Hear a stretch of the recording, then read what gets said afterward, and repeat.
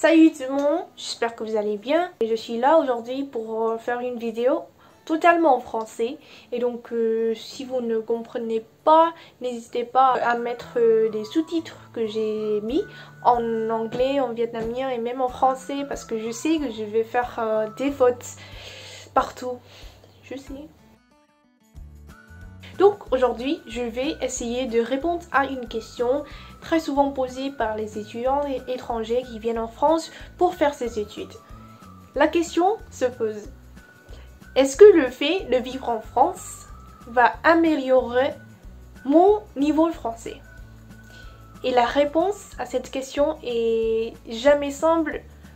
Moi, j'aurais dit oui et non en même temps, et ça dépend des situations, des envies, des besoins. Aujourd'hui, je vais juste vous raconter ma propre histoire. À la fin, je vais vous donner quelques astuces pour survivre en France et pour améliorer votre français. Même si vous êtes une personne timide, vous ne voudrez pas faire des amis, faire des connaissances, j'aurai toujours des astuces pour vous. Donc à propos de moi, très simplement, je m'appelle Anna, j'ai 19 ans, j'habite en France depuis 2019 et en 2018, j'ai passé et j'ai obtenu mon diplôme de TELF B2. C'est le niveau de langue requis par les universités en France. Mais même avec le niveau B2, c'est le niveau indépendant. J'ai pas pu parler français du tout parce que j'avais pas beaucoup d'opportunités pour m'entraîner à parler comme ça.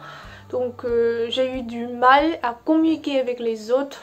Quand je suis arrivée en France en 2019, j'étais totalement perdue. Les premiers mots que j'ai dit aux Français, c'était parlez-vous anglais s'il vous plaît, même avec le niveau B2. Parce que le français dans les livres, c'est pas vraiment le français que vous allez entendre sur les rues, entre des gens. Donc c'est vrai, quelque part, que il faut que vous viviez en France pour mieux utiliser la langue française. Après 2 ans, je parle beaucoup mieux. J'ai plus de confiance en moi quand je parle avec les gens. Et je peux me faire comprendre, ça veut dire que je peux me débrouiller un peu. Et oui, je peux comprendre ce que disent les autres sans problème. Même s'ils parlent très vite, ça pose pas de problème pour moi non plus. Je sais que j'ai toujours l'accent assez asiatique ou assez vietnamien. Mais là, c'est beaucoup mieux qu'au début. Et je pars toujours très doucement, très lentement, mais je peux pas accélérer non plus parce que c'est impossible de réfléchir et de parler en même temps comme ça. Je ne suis pas française. Parfois, chez notre propre pays, il n'y a pas beaucoup d'occasions de s'entraîner à parler. Oui, on peut apprendre la grammaire, le vocabulaire, mais pas vraiment la communication. Mais en France, tout le monde parle que le français. Personne ne parle anglais du tout. C'est presque impossible de parler une autre langue que la langue française. C'est pourquoi j'ai amélioré mon français un peu, parce que je suis obligée d'utiliser français dans les situations courantes. Par exemple, quand je fais des achats au supermarché et aussi quand je me rends aux bibliothèques, parce que moi j'aime trop les livres. Dans toutes ces situations-là, il faut que j'utilise français parce que personne ne comprend anglais, voire vietnamien. De plus, à l'université, tout est en français. Les cours sont en français, les exercices sont en français, les profs parlent français, les étudiants parlent français. Donc à l'université, dans la vie courante, j'ai eu beaucoup d'opportunités de m'entraîner à parler français. Mais j'ai fait plus de ça. En fait, j'en ai fait beaucoup plus parce que moi, j'ai participé activement aux activités proposées par l'université, y compris par exemple les ventes des gâteaux ou les concours ou n'importe quoi, je ne sais plus, mais voilà. Et là, j'ai rencontré beaucoup de gens et on a pu parler en français un peu, on a pu discuter un peu. Le sport, c'est aussi une occasion de faire des connaissances et d'améliorer votre français parce que en sport, bien sûr qu'on ne parle pas trop, mais on va entendre beaucoup de nouveaux mots. Par exemple en badminton, parce que je suis en badminton, j'ai appris beaucoup de mots dans le domaine de sport. Par exemple des volants. Oui, parfois en sport je ne comprends rien du tout parce que le prof utilise beaucoup de mots que je savais pas. Mais je crois que c'est comme ça qu'on apprend les nouvelles choses. On ne peut pas toujours comprendre tout ce que disent les autres. Donc c'est comme ça les langues étrangères. Il faut qu'on entende tout ça pour avoir une idée. Et après si on ne peut pas deviner ce que c'est, on va essayer de trouver le mot dans les dictionnaires. Une autre chose que j'ai fait, c'est de me rendre au service santé étudiant. Donc j'ai eu l'opportunité de parler, de discuter avec les médecins et même avec des psychologues. Et il faut savoir que avec les psychologues, je dois vraiment essayer de construire quelque chose dans ma tête parce que vraiment, avec un psychologue, il faut qu'on parle de nous-mêmes. Donc c'est un peu plus difficile parce que parfois je trouve pas les mots, je trouve pas l'expression. Après une année avec les psychologues, je crois que je peux m'exprimer beaucoup mieux. Un grand merci à l'équipe Soignant.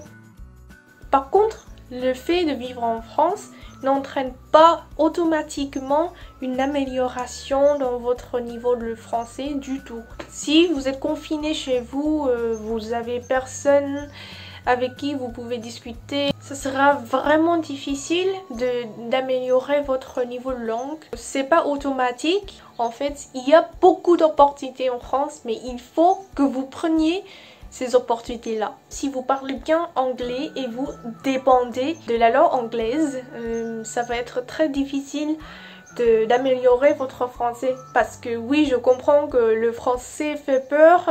Et après, on ne sait jamais si vous devez partir de la France. Par exemple, moi, j'ai que 3 années de licence en France. Et après ça, je sais plus. Peut-être que je vais partir pour un autre pays, pour faire mon master. Je perdrai mes opportunités de m'entraîner à parler français avec les autres. Donc réfléchissez bien. Je sais que ça fait peur, je sais que c'est difficile, je sais qu'on fait toujours des fautes. Les astuces pour ceux qui sont paresseurs, ceux qui ne veulent pas sortir, ceux qui sont timides, ceux qui ne veulent pas faire des connaissances. Premièrement, en France, si vous avez Netflix ou Amazon Prime, vous pouvez regarder les vidéos en mettant les sous-titres ou l'audio en français. Par exemple, moi, j'ai regardé une série qui s'appelle Shadow and Bones. La langue de l'audio est originalement anglais, mais j'ai changé l'audio en allemand parce que je suis en train d'apprendre l'allemand. Vous pouvez essayer les chansons françaises. Je vous jure que la musique française est vraiment magnifique. Une autre astuce, en fait, quand vous sortez dehors et vous ne voulez pas parler, c'est pas grave, mais écoutez ce qui se passe autour de vous. Ça veut dire par exemple sur le bus, sur le tram. Donc c'est très utile. Ce sont des expressions courtes mais très utiles. Juste écoutez un peu ce qui se passe sur les rues, dans les trams, au lieu public. Et finalement, pour l'expression écrite et l'expression orale, c'est pas simple, mais vous pouvez essayer d'écrire votre journal intime en français. Ce que j'ai fait quand j'étais petite, c'est d'écrire tout ce qui se passe dans ma journée, mais en anglais. Et vraiment, c'était gênant, mais je vous jure que ça va améliorer votre expression écrite. Ce sont vos pensées, vos sentiments. Si vous essayez d'exprimer tout ça en français, donc vous auriez l'habitude d'exprimer tout ce qui se passe autour de vous en français. Et pour l'expression orale, la meilleure solution, c'est bien sûr de parler avec les autres. Mais sinon, vous pouvez faire comme ça. Littéralement comme ça. Vous pouvez faire des vidéos. Je ne veux pas dire que il faut que vous téléchargiez les vidéos sur internet, en ligne, pour que tout le monde puisse voir. Le but, c'est de faire des vidéos où vous parlez avec vous-même comme ça. Vous pouvez choisir un sujet, vous pouvez parler de vous-même, vous pouvez parler de votre journée. Parce que après, vous pouvez réécouter les enregistrements que vous avez faits pour voir si vous avez amélioré un peu. Un bonus pour vous tous. Si vous êtes vietnamien, je connais beaucoup de chaînes YouTube qui proposent des petits crash course sur la langue française. Il y a beaucoup de vidéos qui peuvent vous aider. Donc voilà, merci d'avoir regardé cette très longue vidéo. Je sais que je fais toujours des fautes et je sais que ma façon de m'exprimer n'est pas parfaite. Je maîtrise toujours pas la langue française et je suis toujours en train d'apprendre des nouvelles choses. Thank you for watching. Cảm ơn mọi người vì đã xem đến đây. Merci pour votre attention.